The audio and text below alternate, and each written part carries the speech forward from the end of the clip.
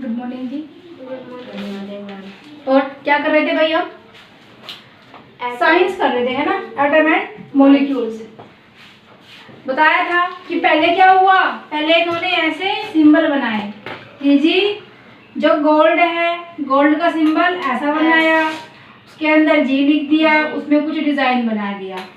तो हम इन ड्राइंग्स को कैसे, किसी की अच्छी ड्राइंग होती है, किसी की बेकार होती है, तो कैसे बनाएंगे, कैसे इनको याद रखेंगे कि किसका सिंबल क्या होता है, इसलिए इनको इन्होंने अवॉइड किया। अब तुम मुझे बताओ कि जो ये दिए थे सिंबल, जो दिए थे वो किसने दिए थे? कमेंट सेक्शन में बताओ भाई, और तुम बताओ मुझे किसने दिए थे, ठीक है। उसके बाद अब symbols of atom and different elements हम कर रहे थे, ऑलराइट। तो कैसे याद करते उनको, तो इसीलिए क्या किया, जैसे हाइड्रोजन है, हाइड्रोजन को क्या कर दिया भाई, हाइड्रोजन का H ले लिया, ठीक है। तो इससे हमें पता चलेगा कि हाइड्रोजन का जो सिंबल होता है वो H होता है। इतना समझ में आया? आगे चलते हैं। Some other symbols, ठीक है। Some other symbols have been taken from the names of elements in Latin language, German और Greek। देखो कई सारी ऐसी चीजें होती है, जैसे कि हम इसको ही ले लेते हैं, कॉपर को ले लिया, इसको हम Cu से डिनोट करते हैं। भाई यू तो इसके अंदर है ही नहीं, यू कहाँ से आया? तो ये लैटिन लैंग्वेज का जो है हमारा वर्ड है, दैट्स व्हाई Cu यहाँ से आया। कॉपर को लैटिन लैंग्वेज में क्या कहते हैं? कॉपर का लैटिन नेम क्या है? कपरम है, और इसीलिए इसको Cu से डिनोट किया जाता है। कोई कुछ और प्रोनाउंसिएशन कर रहा होगा भाई, लेकिन तुम याद रखना कि इसको इस तरह से डिनोट करते हैं, ऑलराइट। आगे आते हैं। एग्जाम्पल, जैसे Fe लिया हमने, ठीक है। Fe फ्रॉम इस लैटिन नेम किससे? फर्रन से ले लिया। सोडियम, सोडियम का नाम क्या? सोडियम को अगर हम लिखते हैं किससे डिनोट करते हैं? Na से। भाई सोडियम में तो Na कहीं है ही नहीं, कहाँ से लिया हमने? तो भाई जो सोडियम है वो हमने अपने लैटिन नेम है उसका नाइट्रियम, वहां से लिया, वहां से हमने क्या ले लिया? Na को ले लिया। समझ में आया? पोटेशियम का क्या लेते हैं? K लेते हैं, कहाँ से? कैलियम से। समझ में आया? तो ये ऐसे नाम यहाँ से आते हैं भाई, कंफ्यूज नहीं होना है तुम लोगों को, ठीक है। चलो जी कर लेते हैं। नेम ऑफ द एलिमेंट, अगर हम बात करें तो हाइड्रोजन को H डिनोट करते हैं, लैटिन नेम उसको कुछ भी नहीं है। कार्बन को C से डिनोट करते हैं, इसका स्टार्टिंग का C ले लिया। फिर कॉपर का Cu, अभी बताया मैंने कि उसका लैटिन नेम से इसको उठाया है। कोबाल्ट का Co ले लिया, इसमें कोई लैटिन नेम नहीं है, ना इसमें ना इसमें ना इसमें, इन सबको किसी का फर्स्ट वर्ड ले लिया, किसी के दो ले लिए स्टार्टिंग के, किसी का Br स्टार्टिंग के ले लिए, किसी का स्टार्टिंग का फर्स्ट लेटर ले लिया, इसका C ले लिया और D ले लिया, ठीक है। इसका C और L ले लिया, वैसे ही इसका C और O ले लिया। हमेशा मैंने लास्ट वीडियो में बताया था कि फर्स्ट लेटर कैपिटल होता है, अपर केस, और सेकंड वाला लेटर हमेशा स्मॉल r होता है, राइट, ठीक है, लोअर केस में होता है। नेक्स्ट आते हैं बेरियम का कोई लैटिन नेम नहीं है, उसको भी ये से डिनोट करते हैं। सोडियम, ओके, सोडियम को किससे कहते हैं? Na से, क्योंकि नेटिव उसका क्या है? लैटिन नेम है, लैटिन लैंग्वेज, तो उसको लिया गया है। पोटेशियम का K, आयरन का Fe, आयरन मतलब क्या? लोहा, ठीक है, ओके। गोल्ड का Rn Au ले लिया, सिल्वर का Ag होता है, क्योंकि ये स्टार्टिंग का ले लिया और एक छोड़ के फिर ये ले लिया, ठीक है। उसके आगे आती है मरकरी। तो देखो भाई इस तरह से इनके जो लैटिन नेम से इनके हमने सिंबल यहाँ पे लिए हुए हैं, समझ में आया? क्योंकि देखो ये भी H से स्टार्ट है, इसमें भी Y है ना, और ये भी H से स्टार्ट है, इसमें भी Y है, और H से तो भाई ये भी स्टार्ट है, तो किस किस को डिनोट करेंगे हम H से, ठीक है। दैट्स व्हाई क्या किया इन्होंने कि कुछ चेंज कर दिया इनके अंदर। आई होप समझ में आया होगा। और जब हम इनको रोज रोज पढ़ेंगे, बार बार याद करेंगे, रिपीटेशन में लेके आएंगे, ठीक है, तो क्या हो जाएगा, हमें पता चल जाएगा इनके बीच का डिफरेंस क्या है। पता लग रहा होगा पता नहीं मैडम क्या करवा रही हो, कैसे ये याद होंगे, तो कुछ नहीं है ऐसा, ठीक है, ओके। चलो आगे चलते हैं भाई। हाँ जी, let's move to the next topic which is atomic mass. Atomic mass क्या होता है? एटॉमिक मास क्या होता है भाई? ये मान लो कि ये एक एटम है, Yes, ma'am. ये क्या है भाई? ये एटम नहीं है, ये मेरा पॉइंट है इसका जो मैंने लगाया है अभी। अब इसको हम बहुत जूम आउट करेंगे तो हमें क्या मिलेगा? एटम मिलेगा। तो भाई एटम कितना कितना वेट होता है एटम का? पता है कुछ? नहीं पता? परसों तो मैं लास्ट टाइम नहीं कराया था तुमने, भूल भाल गए? चलो जी कोई बात नहीं।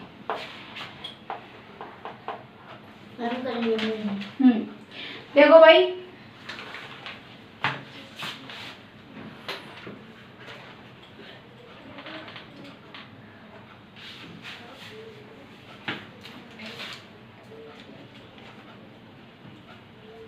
कितना होता है? ठीक है, इतना क्या होता है जी? एक एटम का मास। ठीक है, क्या बोलते हैं? AMU। 1 AMU कितना होता है? 1 AMU। अब मैं ये AMU क्या है? AMU देखो क्या है। यूनिट, जैसे कि हमारा कोई चीज होती है, हम किसी को किलोग्राम में वेट करते हैं, किसी का किलोग्राम में करते हैं, किसी का लीटर में करते हैं, किसी का मिलीलीटर में करते हैं। तो एटम को हम किस में कैलकुलेट करते हैं? एटॉमिक मास में। 3 चीजें होती हैं, एटॉमिक मास जिसको AMU कहते हैं, एटॉमिक मास यूनिट। सेकंड होती है यूनिफाइड मास जिसको U से डिनोट करते हैं, और डेल्टा मास जिसको DA से। लेकिन ये सब चीजें सेम है, और ज्यादातर इसको बेसिकली इसको ज्यादा यूज किया जाता है 1U। आगे जब पढ़ेंगे, मैंने तुम्हें कराया था लास्ट टाइम भी, ठीक है, जब तो इसी को यूज करते हैं U को ज्यादातर। लेकिन अगर AMU आ जाए तो कंफ्यूज नहीं होना है, DA आ जाए तो कंफ्यूज नहीं होना है, वो एटॉमिक मास की ही बात कर रहे हैं। ओके, चलो जी आते हैं इसकी डेफिनेशन पे। The mass of an atom of an element, जब किसी एलिमेंट का कोई एटम होता है इसको और उसका कोई मास होता है, उसको एटॉमिक मास कहते हैं। ठीक है, एटम का मास, एटम का जो भी होता है, ठीक है, एटम का होता है is equal to 1.66 into 10⁻⁻24 gram. Okay जी, चलो क्या करते हैं। तो it is difficult to calculate the mass of an atom. एक जो एटम होता है वो इतना छोटा होता है, इतना टाइनी होता है कि वो हाई रेजोल्यूशन की जो हमारा माइक्रोस्कोप होता है उसे भी दिखाई नहीं देता। ठीक है, इतना छोटा होता है, तो उसका मास कैसे कैलकुलेट करेंगे? वो तो बहुत छोटा होता है। तो the size of an atom is relatively small. क्या होता है? बहुत ज्यादा छोटा होता है। ठीक है, बहुत ही स्मॉलेस्ट होता है। ऑलराइट, आगे आते हैं। Therefore, scientists started evaluating the mass of an atom by comparing it with the mass of a standard atom. अब देखो इसका मतलब क्या है, क्या कहा गया है इसमें। हम जाएंगे भाई, अमरूद लेने गए, ठीक है, गोवास खरीदने गए हम फ्रूट सेलर के पास में, उससे कहा कि भाई हमें 1 kg चाहिए। तो अभी तो इस तरह की वेटिंग मशीन होती है जिसमें नंबरिंग होती है, ठीक है, 1 kg हो जाएगा। लेकिन पहले ऐसी वेटिंग मशीन नहीं होती थी। क्या होता था? इस तरह का एक सिस्टम होता था, ये मशीन होती थी वेटिंग मशीन उस टाइम की, ठीक है, और यहाँ पे कुछ इस तरह से मतलब जस्ट लाइक इस तरह से लगा होता था और उसको यहाँ से पकड़ते थे। ठीक है, एक तरफ कुछ रख लिया जितना हमें चाहिए, ठीक है, 1 kg 2 kg यहाँ पे रख लिया, और इसमें हमने उस चीज को रखना स्टार्ट कर दिया। जस्ट लाइक हमें 1 kg का चाहिए, गुआवा चाहिए, तो यहाँ पे 1 kg का लोहे का उनके पास में बाट होता है, बाट, ठीक है, इसका वो ऐसे से कुछ शेप में होता है, ठीक है, उस पर लिखा होता है 1 kg, ठीक है, इस तरह का एक बाट होता है, उसके ऊपर लिखा होता है 1 kg, इस तरह का होता है, और उसको इधर रख देंगे। इधर से हमने गुआवा रखना स्टार्ट कर दिया तो क्या हो जाएगा? 1 kg हो जाएगा। ऑलराइट, समझ में आया? तो ये क्या है? ये एक स्टैंडर्ड यूनिट है, ठीक है, स्टैंडर्ड यूनिट हो जाएगी कि भाई ये 1 kg है, कोई भी चीज लोगे इसके इक्वल हो जाएगी तो वो 1 kg ही होगी। ऑलराइट, समझ में आया ये चीज? ये वेटिंग मशीन होती है। अब तो ऐसे ही आने लगी है नंबरिंग वाली। ओके, चलो जी, तो इन्होंने क्या कहा गया? कोई स्टैंडर्ड एटम लो, मतलब कि कोई ऐसी चीज लो जिससे हमें पता चले कि एटम का कितना वेट होगा और किसके हिसाब से हम उसको कैलकुलेट करेंगे। Earlier 1/16 of the mass of N oxygen. हमें पता है कि ऑक्सीजन का कितना होता है? 16 होता है। H2O में करके आए हैं। जब मैंने कहा था कि भाई H2O मैं बताओ कि 8-10 ग्राम अगर हमारे पास में वाटर हो तो उसमें H कितने हैं और हाइड्रोजन के और ऑक्सीजन के कितने एटम है। ठीक है, तो ये क्या था इसका रेशो में हमें पता था इसका। ठीक है, और हमें पता है कि जो 1 होता है ये H होता है इसका 1U होता है और जो O होता है उसका 16U होता है मास। ऑलराइट, ठीक है, चलो जी आगे चलते हैं। Earlier 1/16 of the mass of an oxygen atom was used as a standard for calculating the mass of the other element। अगर हम अदर एलिमेंट के साथ में उसकी कंपैरिजन करें तो हम उससे इस तरह से यूज करते हैं। ठीक है, आगे आते हैं। Now carbon 12। अब कार्बन का कितना होता है भाई? 12 होता है। Is considered as standard atom. क्या किया? कार्बन को हमने स्टैंडर्ड एटम बोल दिया फॉर कैलकुलेटिंग दी मास, जो कि मास को कैलकुलेट करने के काम आएगा। देखो भाई कैसे करेंगे, आगे जब क्वेश्चंस करेंगे सब क्लियर हो जाएगा। ठीक है, क्लैरिटी थ्योरी मिली जब उसको बार बार करते हैं।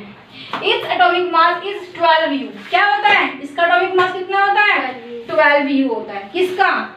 Carbon. Okay, 12 atomic mass unit किसका होता है? कार्बन का। Thus we can say that one atomic, देखो अगर कोई चीज है, अगर हमने ये ले लिया, ठीक है, इसको हमने ये 4 इक्वल पार्ट्स में डिवाइड कर दिया। अब इसको हम क्या कहेंगे? 1/4 कहेंगे। ठीक है, इसको क्या कहेंगे? 1/4 कहेंगे। इसको क्या कहेंगे? 1/4 और इसको भी 1/4 कहेंगे। ठीक है, तो अगर ये 4 किलो का है, अगर ये 4 kg वेट है इसका स्क्वायर का, तो इसका 1 kg होगा, इसका 1 kg होगा, इसका 1 kg, इसका। ठीक है, वैसे ही जो कार्बन के 12 एटम्स हैं, मतलब मान लो कि ये कार्बन है, ठीक है, और इसके हम 12 एटम्स बनाएंगे भाई, 1 2 4 5 6 7 बन जाएंगे। तो इसको ऐसे बनाते हैं, ये हो गया।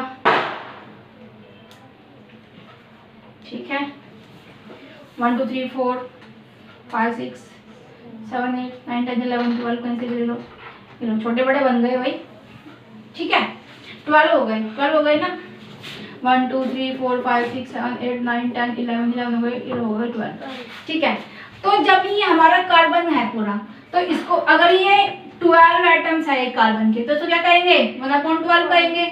इसको भी 1/12 कहेंगे, इसको भी सबको 1/12 कहेंगे। ठीक है, तो इन्होंने यही कहा है इसके अंदर कि its atomic mass is 12U, कि जो कार्बन है उसका एटॉमिक मास कितना है? 12U है।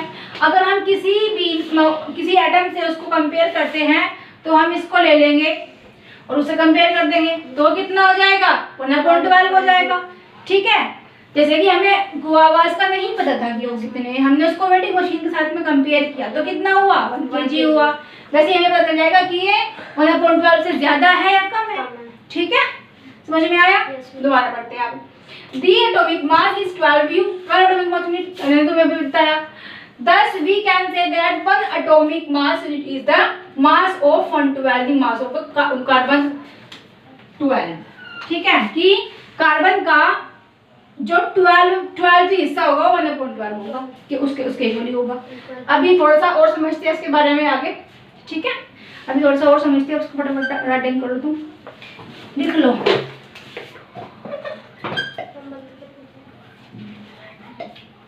पोज कर दो। हाँ जी, क्या कह रहे थे हम कि जैसे तुम्हारी बुक में भी एक एग्जाम्पल दिया हुआ है वाटरमेलन का। ठीक है, देख लेना उसको। जस्ट लाइक मुझे बताया तुम्हें समझ में नहीं आया होगा, मुझे बताया तुम्हें अच्छे से समझ में नहीं आया पूरा, लेकिन एक बार 2 बार जब समझोगे तो समझ में आएगा, फिर क्वेश्चंस करेंगे तो पूरा क्लियर हो जाएगा। ठीक है, करते हैं। जैसा मुझे वाटरमेलन है, तुम उसी फ्रूट सेलर के पास में गए अगले दिन और कहा भाई हमें 1 kg और गुआवा चाहिए, तो कैसे देगा? उसने कहा भाई मेरे पास तो है ही नहीं वो सिस्टम जो वो होता है बांटो, तो मैं घर पे भूल गया आज। तो उसके पास में ये वाटरमेलन है और ये पूरा कितना है? 3 kg का है। अब बताओ भाई, उसको तो 1 kg चाहिए, कैसे देगा?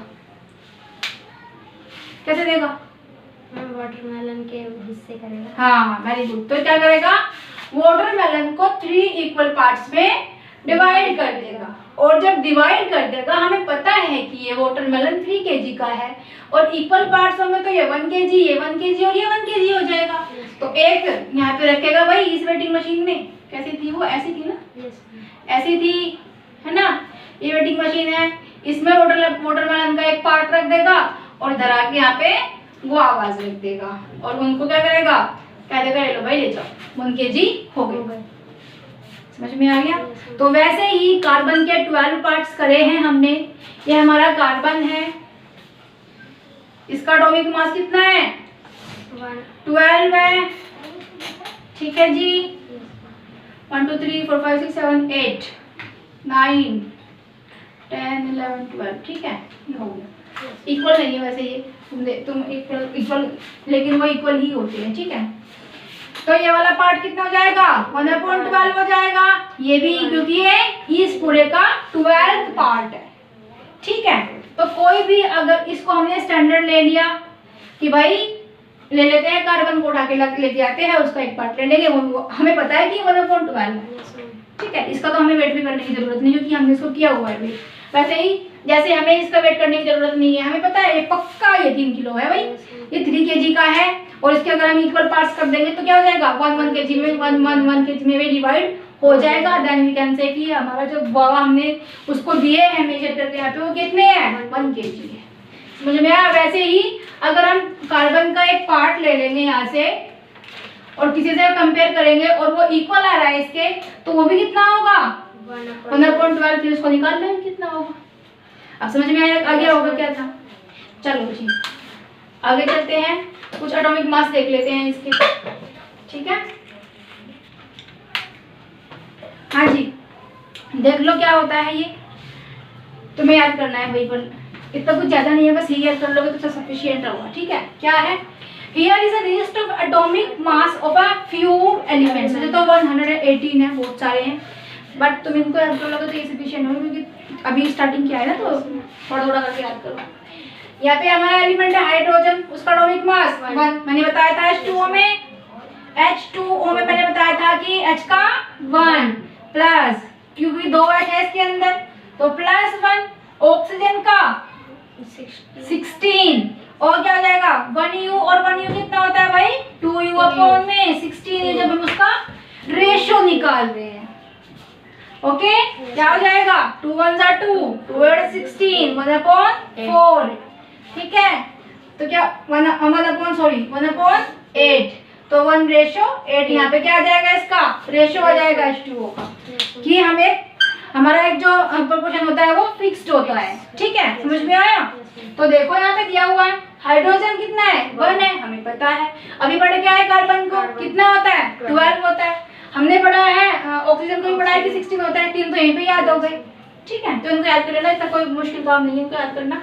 हाइड्रोजन का एटॉमिक मास 1 होता है, कार्बन का 12, नाइट्रोजन का 14, ऑक्सीजन का 16, सोडियम का 23, मैग्नीशियम का, और ये बहुत सारे हैं। बस ये है हमारा 35.5 जो है हमारा क्लोरीन का, ये पॉइंट में है, अदरवाइज सारी किसमें होते हैं, होल नंबर्स में होते हैं एटॉमिक मास। समझ में आया। चलो जी इस वीडियो में इतना ही, ठीक है। दिवाली मनाओ बढ़िया से, साफ सफाई चल रही सबके घर में, अच्छा है, बढ़िया करो, लेकिन पढ़ाई भी करो साथ साथ में, ओके। कल दिवाली है, लेकिन ये मत भूलना कि हमारे एग्जामिनेशंस भी आ रहे हैं, ठीक है। That's why we will study tomorrow also. Thank you, till then take care and bye bye. Happy Holi भाई सबको, हैप्पी दिवाली, सॉरी।